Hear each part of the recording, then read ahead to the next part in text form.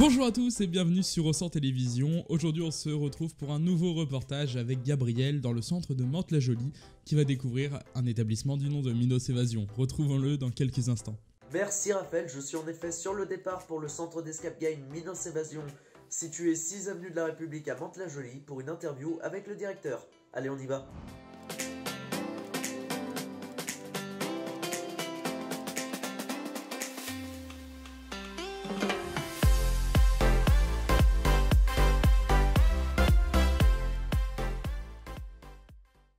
Monsieur Colta, bonjour. Tout d'abord, merci de nous recevoir dans vos locaux. Donc, vous êtes le gérant de Minos Évasion.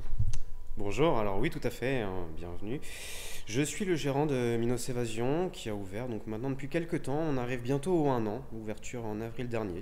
Alors ce projet a vu le jour de façon accélérée, j'ai envie de dire, car c'était avant tout un projet sur papier qui était en stand-by, j'ai envie de dire, et puis il y a eu le projet qui était lancé par la mairie de Mantes-la-Jolie, mon centre-ville incroyable commerce, concours auquel j'ai pu participer et même gagner, ce qui m'a lancé de façon accélérée par la suite. Et nous voilà donc maintenant à ce stade avec 2 salles actuellement, une qui vient tout juste d'ouvrir. En termes d'escape game, on va avoir 2 aventures en intérieur et une aventure en extérieur, donc sous la forme de course d'orientation chasse au trésor. Pour la première salle, il va s'agir donc du château du comte, immersion dans un château médiéval et vous devez retrouver un collier. Pour l'autre salle, elle s'appelle Rêve au cauchemar. Peut-être ça vous parlera si je vous parle du Disney vice versa sur les émotions. Voilà donc de quel thème est inspirée la deuxième salle. D'accord. Alors une partie, ça va être dans un premier temps 10 minutes de briefing pour expliquer forcément les règles d'usage. On a toujours 3 règles de façon générale. La force n'est pas nécessaire, attention à ne pas aller trop haut. Et des boutons rouges pour sortir en cas d'urgence. Et après, on va avoir derrière donc passage au vestiaire pour déposer les affaires. Et c'est parti pour l'aventure, pour 1 heure d'aventure. Ça peut être moins, ça va dépendre du joueur. D'accord. Suite à ça, il y aura donc un petit débriefing de 10 minutes à peu près.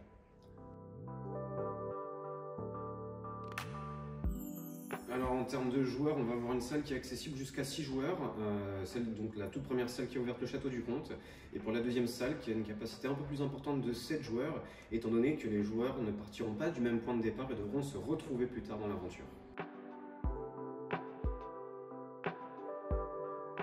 Alors l'avantage de la partie en plein air, elle était mise en place plus pour l'été. Ce qu'il faut savoir à ce niveau-là, en fait, c'est que vous allez pouvoir former des équipes si vous êtes un grand nombre, donc pas de limite de joueurs. Il suffit juste d'être à partir de 1 même, j'ai envie de dire. Ensuite, comment ça se passe? Tout simplement en 2 étapes. Une première étape qui va consister à résoudre une énigme qui va donner un emplacement, un lieu public. Et une fois arrivé sur ce lieu public, il faudra trouver quelque chose, en général de petite taille.